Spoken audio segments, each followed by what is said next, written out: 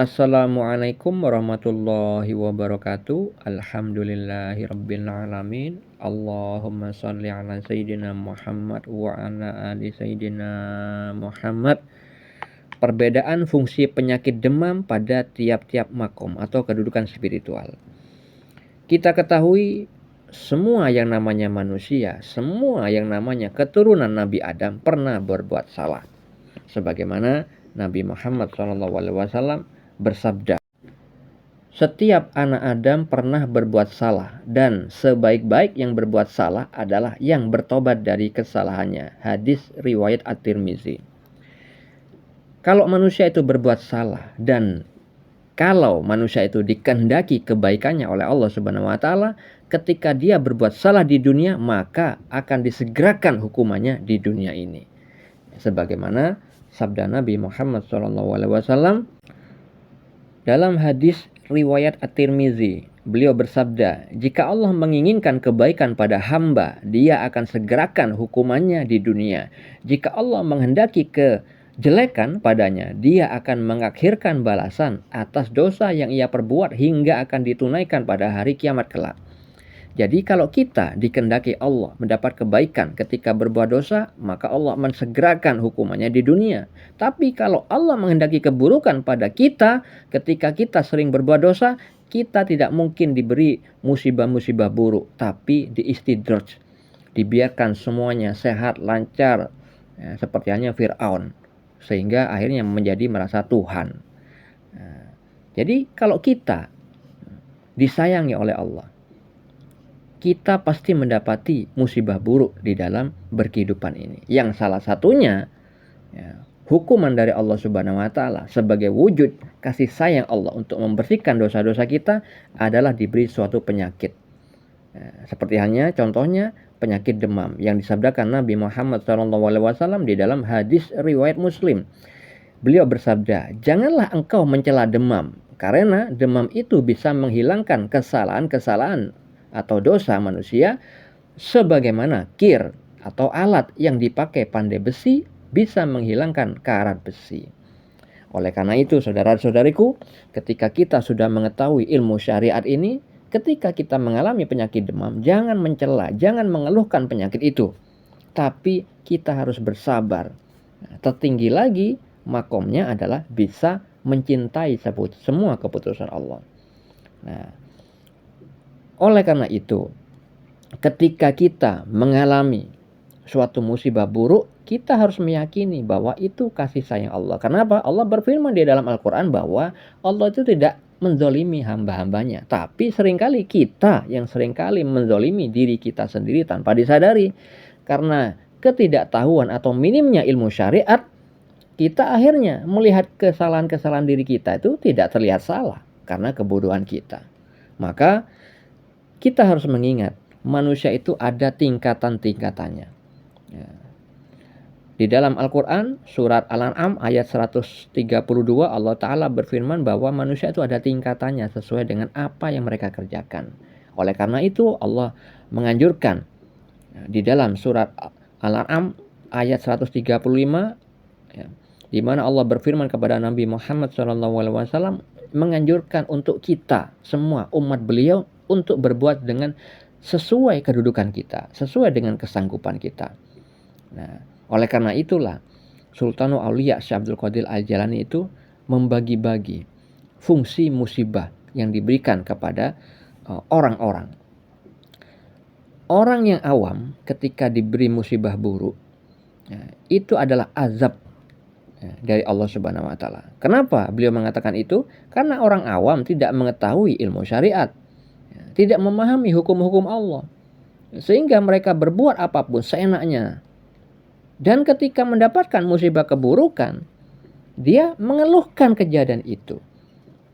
Dia tidak ridho atas itu, yang pada hakikatnya orang awam tersebut telah mencela perbuatan Allah. Karena apa? Ketetapan yang Allah berikan di muka bumi ini, ya, itu dari Allah semua. Tidak ada yang mempunyai kekuatan selain Allah, tidak ada. Sang pemberi mudarat dan sang pemberi manfaat hanya Allah semata-mata. Ya. Oleh karena itu, orang awam ketika mendapatkan musibah buruk, maka itu azab baginya. Sultan Aulia mengatakan banyak manusia yang diazab berlipat-lipat karena keluh kesahnya. Oleh karena itu, kalau Anda seringkali mengeluhkan masalah yang Anda hadapi, itu berarti Anda di makom atau kedudukan seorang muslim. Seseorang yang berbeda keadaannya dengan keadaan mukmin. Sebagaimana Nabi Muhammad SAW bersabda tentang orang yang duduk pada kedudukan seorang mukmin.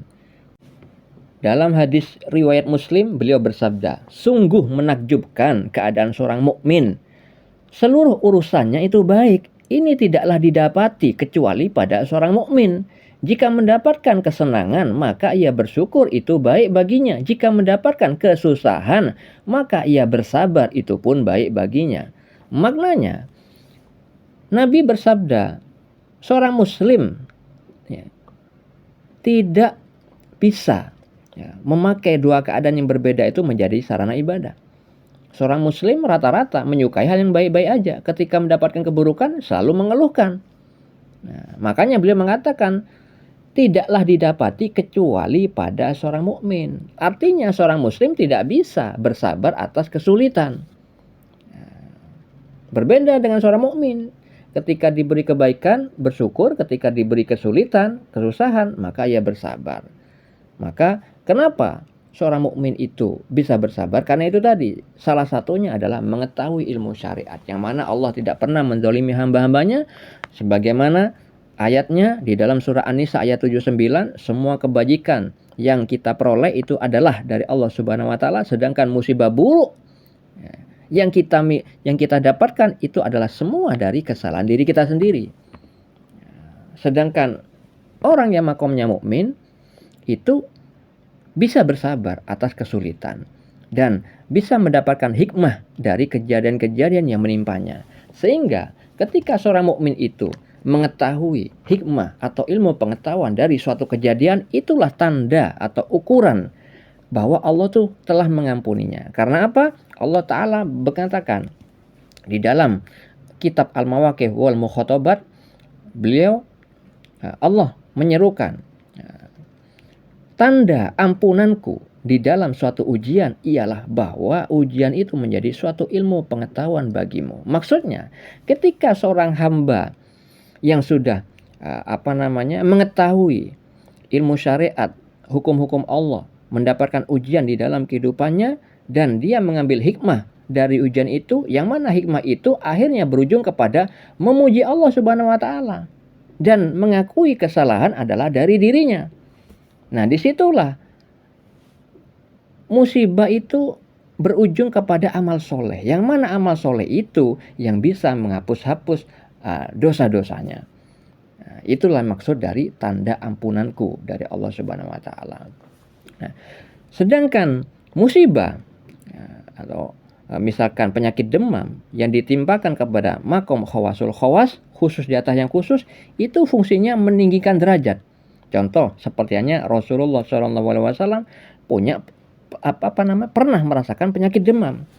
Yang mana penyakit demam itu lebih lebih hebat rasa panasnya itu daripada orang-orang biasa, berlipat-lipat daripada demam yang kita rasakan.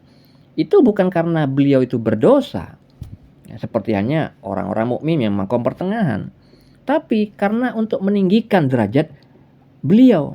Dengan adanya diberi penyakit itu, padahal beliau orang termulia, orang yang paling bertakwa, sholat sunnah sampai kakinya bengkak, tapi masih diberi sakit oleh Allah, agar kita semuanya, umat beliau itu mengetahui atas kesabaran dan keridhaan semua ketetapan Allah yang diberikan kepada beliau. Itulah maksud dari perkataan Sultanul Aulia. Jadi musibah buruk yang ditimpakan kepada orang-orang yang khawasul khawas, khusus di atas yang khusus, adalah meninggikan derajatnya. Kenapa? Dengan kejadian itu Allah menampakkan akhlak yang mulia dari orang yang khusus di atas yang khusus tersebut. Nah, kita harus bisa menyadari di manakah makom kita sekarang ketika diberi penyakit, ketika diberi kesulitan. Semoga hal ini menjadi bermanfaat. Assalamualaikum warahmatullahi wabarakatuh.